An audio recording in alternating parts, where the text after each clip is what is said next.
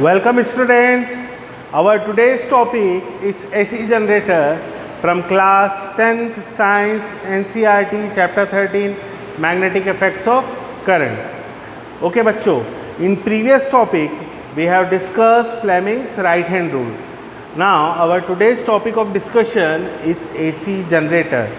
So first we will understand what is generator.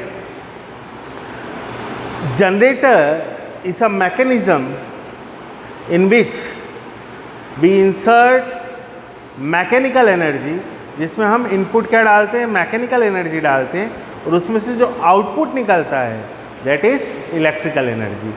ठीक है, generator में हम इनपुट क्या डालते हैं, मैकेनिकल एनर्जी को, और आउटपुट हम क्या पाते हैं, electrical energy. So the device which converts mechanical energy into electrical energy is called electric generator. Okay, so definition is very simple. Motor just इसका ऑपोजिट है. मोटर में हमने पढ़ा था हम इलेक्ट्रिकल एनर्जी का इनपुट डालते थे और आउटपुट में हमें मैकेनिकल एनर्जी मिलता था. जनरेटर जस्ट उल्टा है. जनरेटर में हम मैकेनिकल एनर्जी का इनपुट डालते हैं, आउटपुट में हमें इलेक्ट्रिकल एनर्जी मिलता है. Okay, so motor and generator both are reciprocal to each other. Okay, तो आप कोई सा भी एक याद कर लीजिए, मोटर याद कर लीजिए, उसका उल्टा जस्ट जनरेटर. यहाँ आप जनरेटर माइंड में रखिए, उसका जस्ट उल्टा क्या होगा, motor. Okay, now we will discuss the principle behind the electric generator. So हमने इलेक्ट्रोमैग्नेटिक इंडक्शन जब टॉपिक पढ़ा था उसमें हमने कुछ एक्सपेरिमेंट्स देखे थे जो हेनरीज और फैराडे ने किए थे. We had discussed the experiments of Henry's as well as Faraday and what they have found when they move magnet inside a fixed coil, the current is induced in the fixed coil. ठीक है, magnetism की मदद से हम current को induce कर रहे थे. वैसा ही कुछ मैकेनिज्म हम इस जनरेटर में करेंगे. So the principle behind the generator is when a straight conductor moves in a magnetic field. जब एक स्ट्रेट कंडक्टर को आप मैग्नेटिक फील्ड में मूव करते हो, the current is induced in a conductor, तो उस कंडक्टर के अंदर करंट इंड्यूस होता है. ओके बच्चों, जैसा कि मैंने आपसे पहले बोला था, the current are of two types, AC current and DC current. हम जो अभी पढ़ रहे हैं that is AC generator. So the generator which produce AC current और alternating current is called AC generator. Now what is alternating current? Alternating current क्या है? Alternating current is a current which changes its direction, two times in one cycle. एक जो cycle होती है, एक cycle मान लें, एक wave. For an instance let us consider this is a wave. हमने क्लास 9 में पढ़ा था एक वेव ऐसी बनती पूरी. This is a wave. अब ये वेव की साइकिल कंप्लीट कहाँ होती है, पूरी यहाँ जाकर कंप्लीट होती है. This is one wave, one complete wave. तो वन कंप्लीट वेव के अंदर ये करंट है, ये अपना डायरेक्शन 2 बार चेंज कर लेता है. ठीक है, 2 बार चेंज कर लेता है. ठीक है, देखेंगे कैसे चेंज करता है, ये हम देखेंगे. तो हमें अभी सिर्फ इतना ही ध्यान रखना है, AC generator is the current, AC current is the current which changes its direction 2 times in one complete cycle.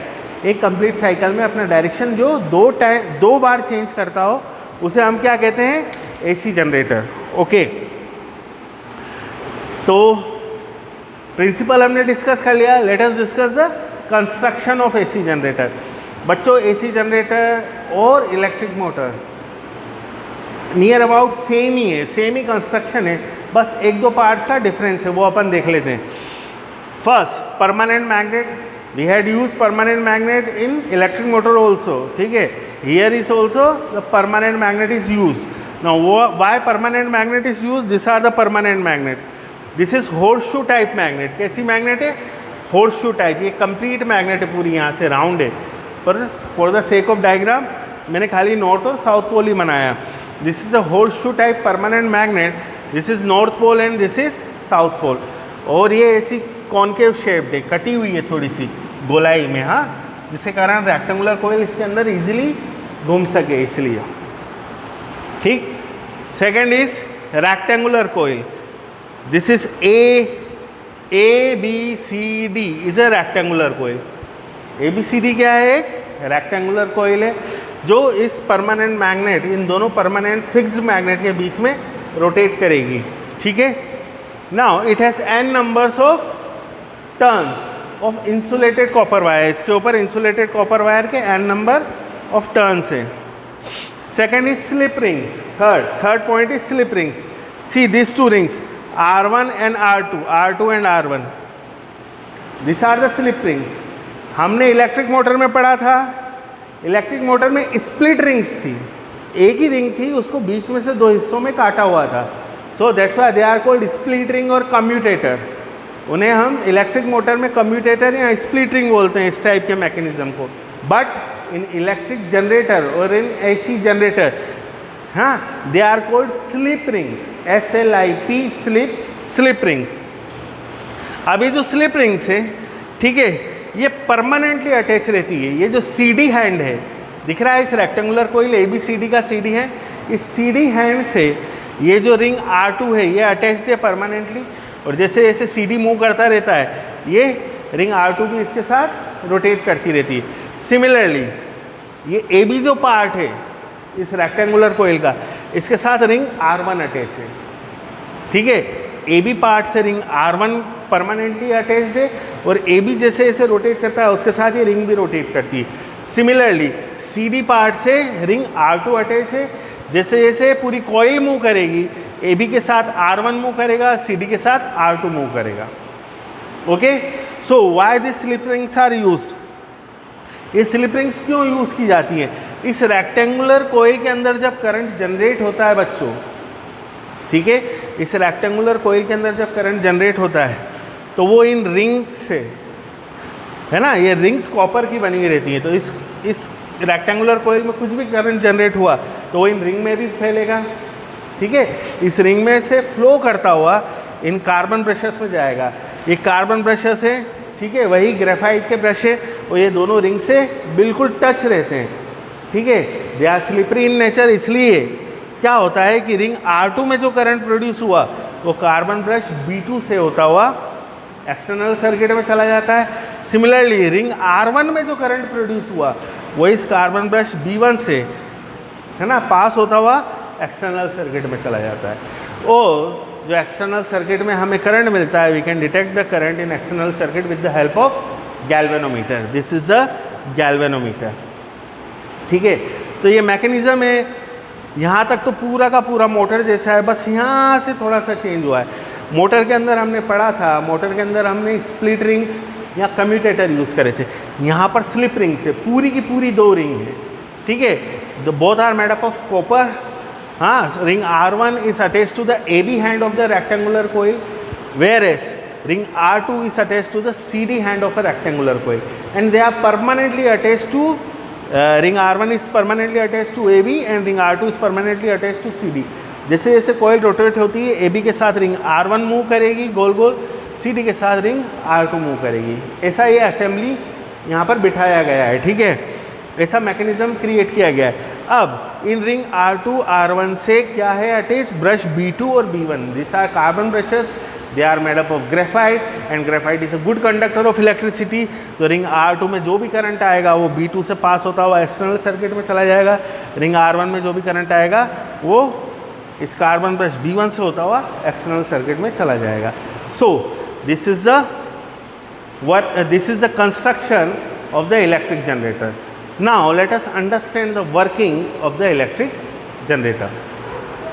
Okay, ये जो आपको बीच में दिख रहा है, this is shaft, ठीक है, and this shaft rotates in the anti-clockwise direction.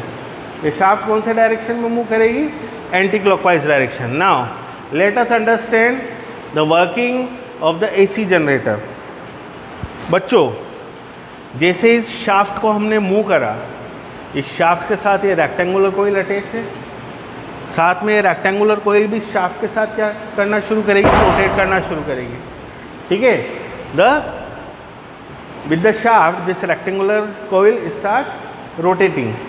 Now जैसे ही ये कोयल रोटेट होती है, अपन कोयल को किस डायरेक्शन में रोटेट कर रहे हैं? एंटी क्लॉकवाइज डायरेक्शन में. We rotate this coil in the anticlockwise direction. Now applying Fleming's right hand rule. हमने देखा था जब हम मैग्नेटिक फील्ड के बीच में कोई कंडक्टर को मूव करते थे तो what we get induced current in it. So let us find the direction of the induced current. ठीक है, this is the magnetic field. This finger, forefinger shows the magnetic field, thumb shows the motion.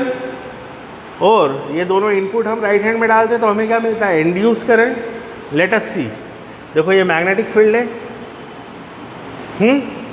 This is the magnetic field.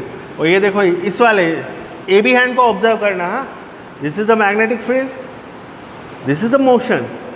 Motion ऐसा नीचे की ओर है ना, this is the motion. And see, this is my central finger. In which direction does it direct? किस डायरेक्शन में indicate कर रही है? ये कुछ इस तरफ इंडिकेट कर रही है ना, फ्रॉम बी टू ए. हाँ, from B to A. See, this is the magnetic field from north to south. This is the motion. Coil क्या कैसा मूव कर रहा है? ऐसा नीचे की ओर जा रहा है, motion. And this is the direction of the induce current from B to A. ठीक है, बी टू ए, बी से ए की तरफ. This is the direction of magnetic field from north to south. This is the direction of motion. Okay, so यहाँ पे अपन एक arrow बना लेते हैं. At the same time CD hand is also moving. CD hand भी move कर रहा है. So let us find the direction of current in the CD hand. Come. Okay. This is the direction of magnetic field. ये magnetic field का direction north to south है ना, north to south. This is the direction of the magnetic field. हाँ, अब motion कैसा हो रहा है बच्चों? यहाँ पर देखो मोशन, ये वाला पार्ट, ए बी हैंड नीचे गया, CD पार्ट ऊपर आया. तो this is the motion. The thumb shows the motion of the coil. देखो, this is the direction of the magnetic field. Thumb shows the direction of motion. Now, अब देखो ये जो फिंगर है आपको दिख रहा है? हाँ, this center finger is directed from D to C. ऐसा कुछ हो रहा है ना, ये तीनों म्यूचुअली परपेंडिकुलर रखे हैं. देखो मैंने, हाँ, ये magnetic field, direction of motion, और ये centre finger. So direction of current in center finger is from D to C or from D to C. So this is the direction of current. So अभी हमने देखा the direction of current produced in this coil is DCBA. Direction of current हमें कैसा मिल रहा है?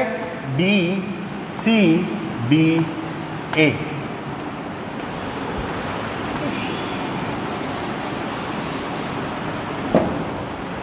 ठीक बच्चों, direction of current हमें मिला है डी से CBA. ऐसा फ्लो कर रहा है इस रेक्टेंगुलर कोयल. ठीक, आफ्टर हाफ रेवोल्यूशन, आधा रेवोल्यूशन हुआ. ठीक, DC हैंड इधर आ गया, AB हैंड घूमकर उस साइड चला गया. ठीक है, दिस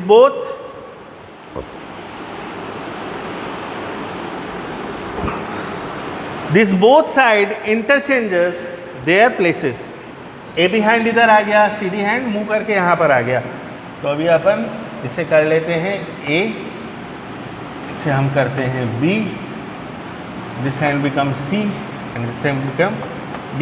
आफ्टर हाफ रेवोल्यूशन, आधे रेवोल्यूशन के बाद. ठीक है, अब आधे रेवोल्यूशन के बाद हम वापस से इसमें डायरेक्शन ऑफ करंट फाइंड करते हैं. Simple. Open your right hand. ये ऐसे ही मूव कर रहा है, एंटी क्लॉकवाइज ही कंटिन्यूसली मूव करता रहेगा. हाँ, अब हम देखते हैं. हाँ देखो, this is the direction of the magnetic field from north to south, north to south, north to south, north to south. This is the direction of motion. नीचे की ओर जा रहा है ना, ये CD हैंड कहाँ जाएगा? नीचे की ओर मूव करेगा. Direction of motion. And this is the my centre finger. ठीक, ये मेरी सेंटर फिंगर है। कैसी कहाँ से कहाँ कौन से डायरेक्शन में इंडिकेट कर रही है? C2D, C2D है ना, C2D, इधर से इधर आ रहा है C2D, C से D, C से D, ठीक है। This is the direction of motion, this is the direction of magnetic field and this is the direction of current in this hand CD hand. C2D कैसा current flow कर रहा है? C2D। At the same time let us move to the AB side. इस AB side पे आते हैं rectangular को ये हिस्सा ऊपर जा रहा है, CD जो पार्ट है नीचे जा रहा है, AB हैंड ऊपर की ओर जा रहा है। तो let us find magnetic field north to south, north to south, north to south, north to south, है ना। डायरेक्शन ऑफ मोशन कहाँ है? ऊपर की ओर।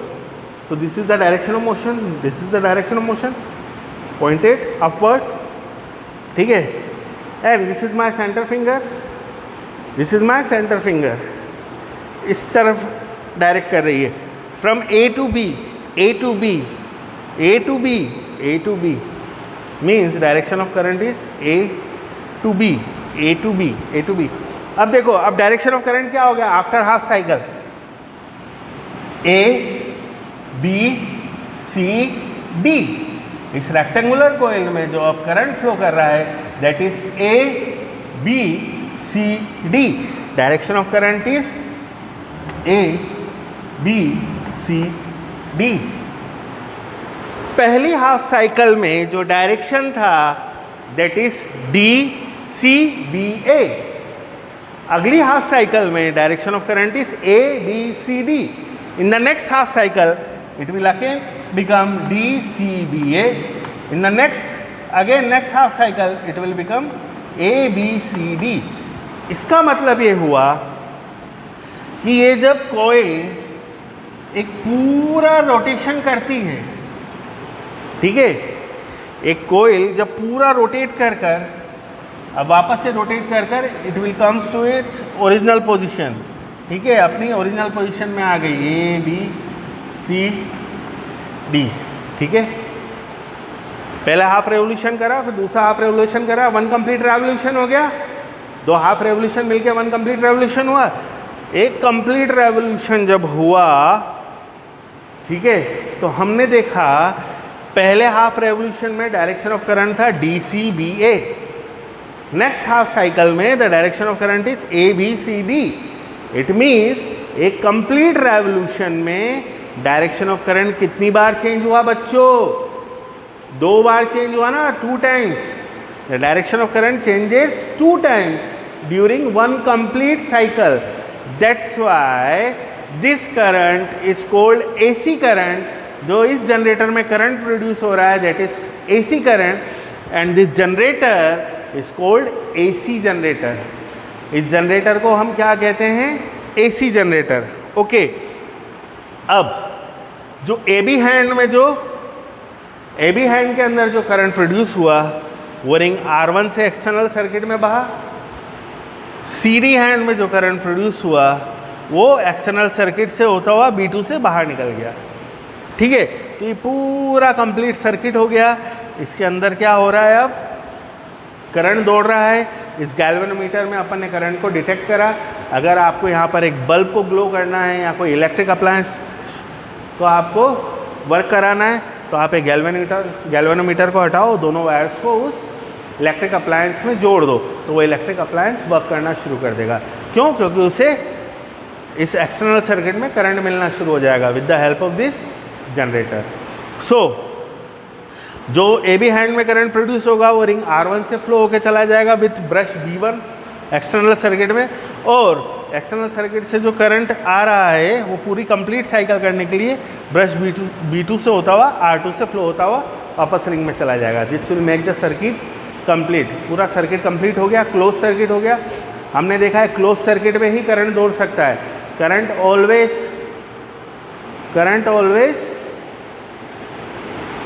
Need a close circuit. Current को एक क्लोज सर्किट की ज़रूरत है, और किसी भी हमें अप्लायंस को वर्क कराना है तो we need a close circuit, ठीक है, कि करंट दौड़ के एक एंड से निकले बैटरी के और दूसरे एंड में पहुंच जाए। जब भी वो वर्क करता है ना, that happens in the case of battery, but it is a generator, it produces alternating current. तो यहाँ पर भी यही होना चाहिए कि एक एंड से निकलेगा और दूसरे एंड में आकर करंट ख़त्म होना चाहिए, ठीक है। So this is how the AC generator works. I hope you had understand the working of AC generator. Now अभी आप इसका स्क्रीनशॉट ले लें, इसको पूरा नोट कर लें। In now we will discuss, और I will give you the note of the working of the generator, okay?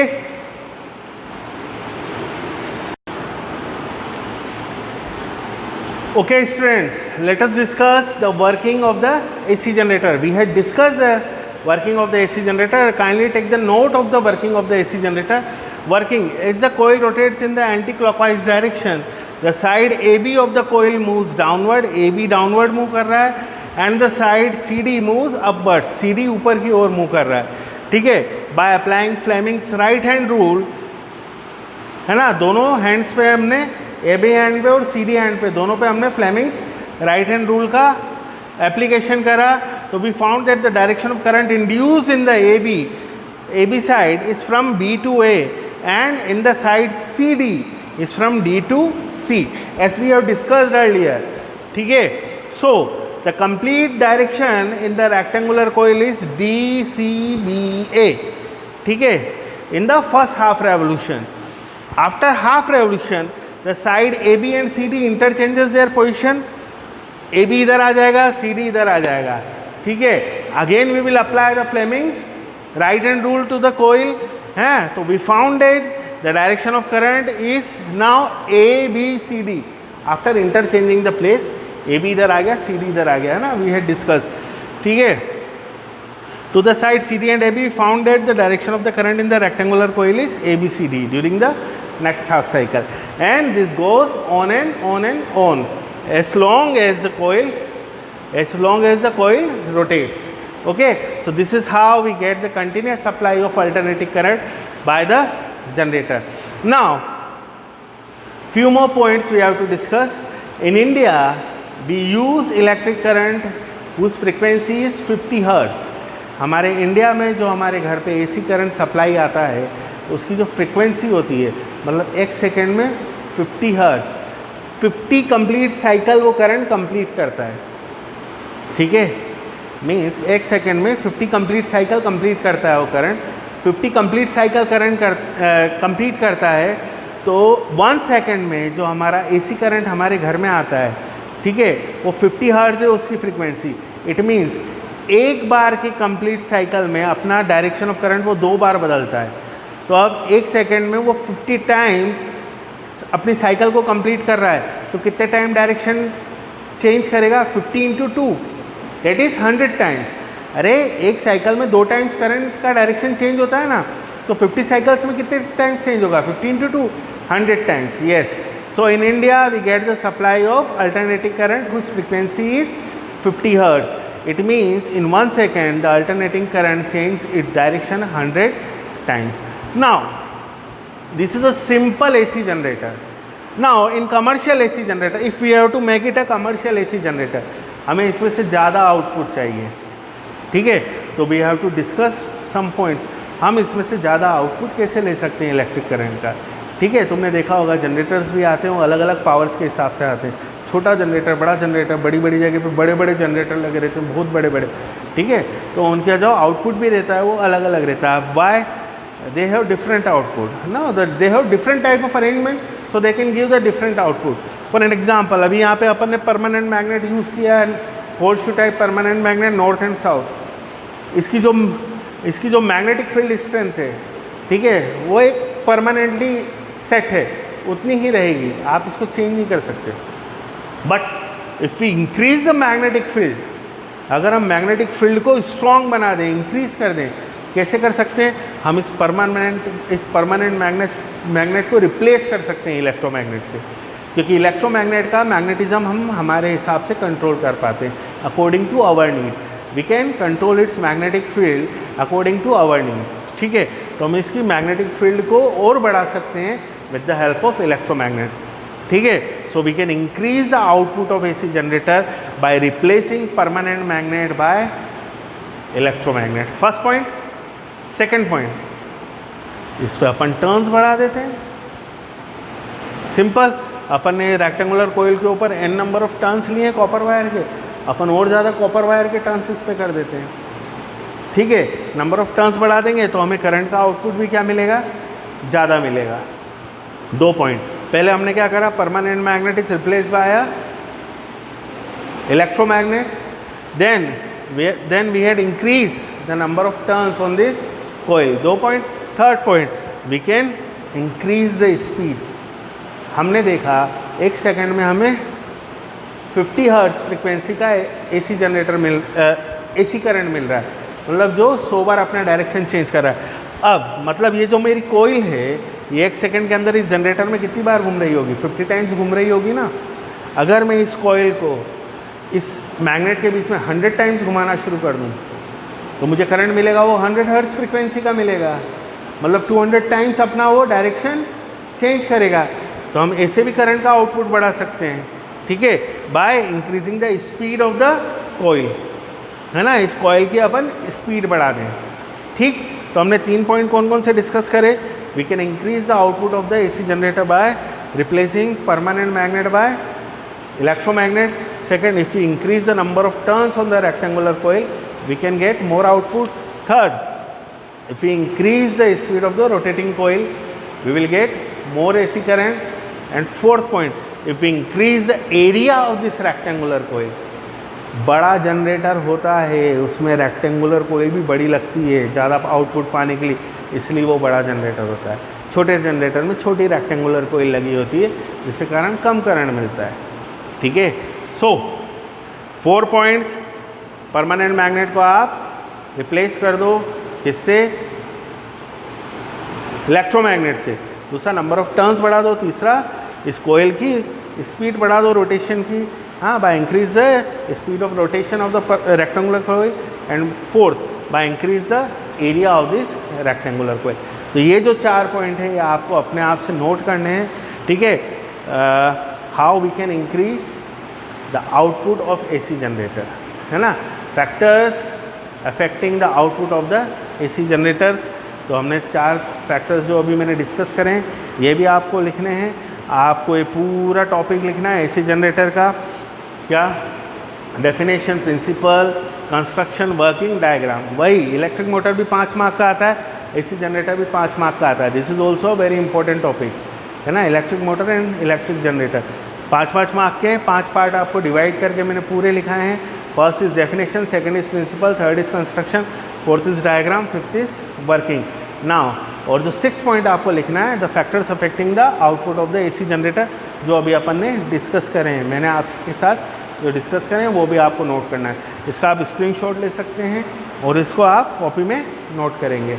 Okay बच्चों, I hope you had understand the working, the principle, the construction of the AC generator. Okay, thank you very much.